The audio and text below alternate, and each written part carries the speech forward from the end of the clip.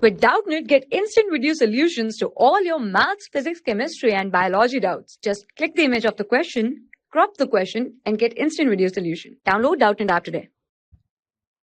The question is, elements have been arranged in the following sequence on the basis of their increasing atomic masses. So here you are given certain elements which are arranged in the increasing atomic mass order. So which law actually gives this order? Which law or which scientist or which periodic table arranged the elements on the basis of increasing atomic masses? It was the Newland's law of octaves. The Newland's law of octaves that basically gave this idea of arranging the elements on the basis of their atomic masses, right? And according to the Newland's law of octaves, it was the Newland's law of octaves. And according to this law of octaves, every first and eighth element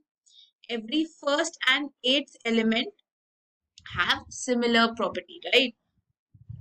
They have similar property. Every first and eighth element have similar property. So if you just write down the order which is given to you over here, you have fluorine, sodium, magnesium, aluminium, silicon, phosphorus, sulfur, chlorine, argon, and potassium.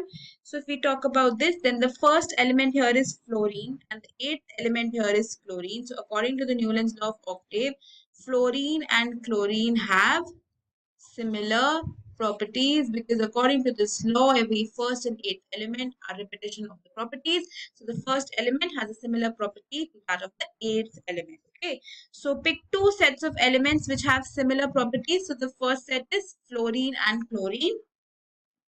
The next set can be sodium and potassium, but they're actually not the first and eighth element, but they have similar properties.